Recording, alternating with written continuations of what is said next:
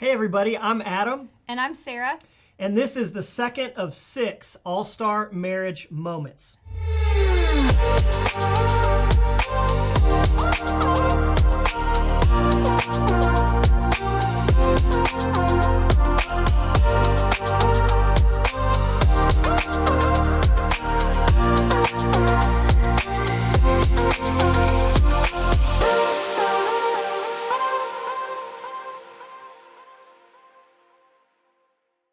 And so here's a newsflash.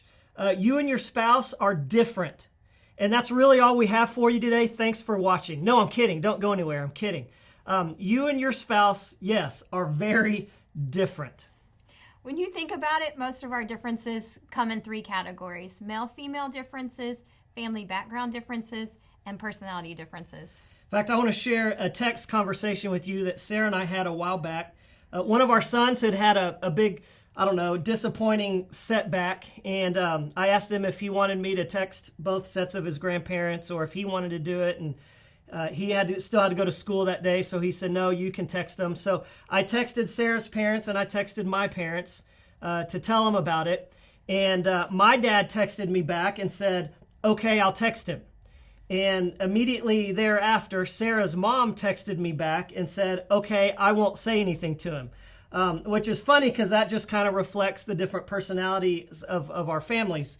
And so I texted Sarah and I was laughing about this. And I said, here's the difference between your family and mine. Your mom's response, okay, we won't even mention it. And my dad's response, too bad, I will text him.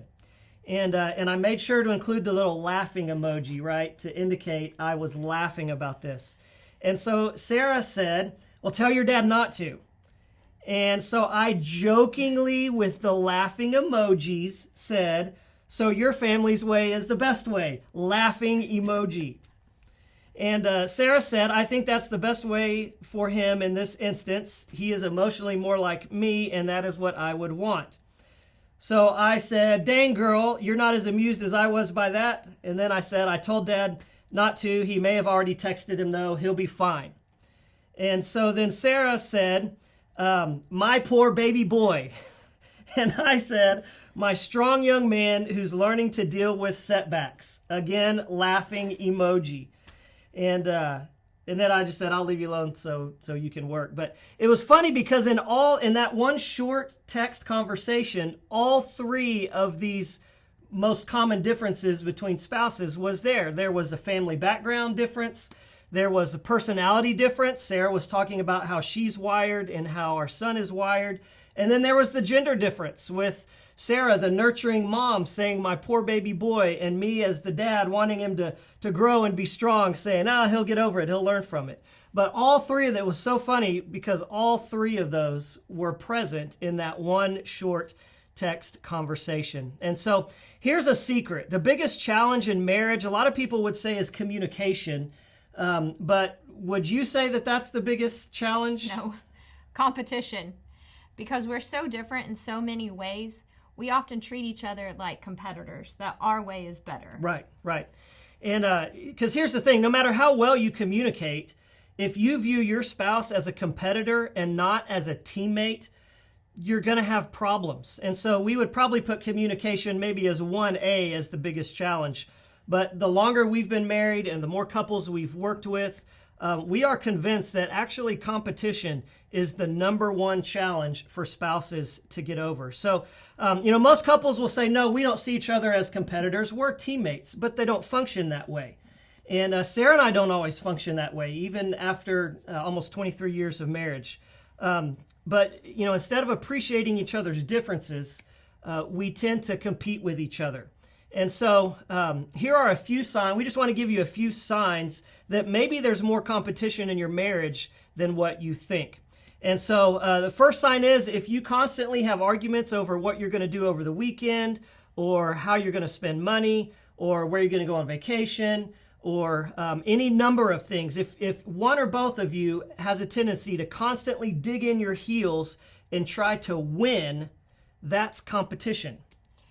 If your spouse has something good happen to them and instead of being happy for them, you're upset that it didn't happen to you, that's competition. That's competition. If your spouse says that they're tired or they worked hard, and you have to one-up them by telling them how tired you are or how much harder you have worked, that's competition. If you have to win every argument or have the last word, that's competition. No, it's not.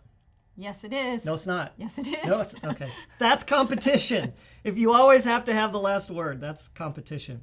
So think about it this way. We love baseball in our family, and every good, at least Major League Baseball team has good pitchers and good hitters.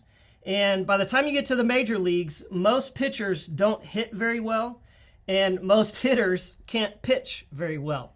But the truth is, for a team to win, they need both of those skill sets on the team. And so in the same way, you and your spouse, just because you're different people and God has created you uniquely, you bring different skill sets to the table, just like batters and pitchers bring different skill sets to the team. And so you need both of those skill sets to win in your marriage. The truth is, God never intended for the two of you to think and act exactly the same. He never intended that. And so a lot of our problems in marriage come from trying to get our spouse to think and act like we do. And that was just never God's intention. God's intention was for our differences to fit together like this, not bump heads all the time like this. So, for this marriage moment, we don't have a specific assignment. We don't have something specific for you to go do. This is more like just kind of a mindset change to view your spouse as a teammate. Stop viewing and treating your spouse like a competitor and view them as a teammate, and this is key, who brings something to the table that you can't bring. Learn to appreciate those differences in your spouse and treat each other, view each other, talk to each other like your teammates, not as competitors. Because teammates, that's God's design. That's his intention for your marriage. So this has been another all-star marriage moment, and we are wishing you a healthy marriage.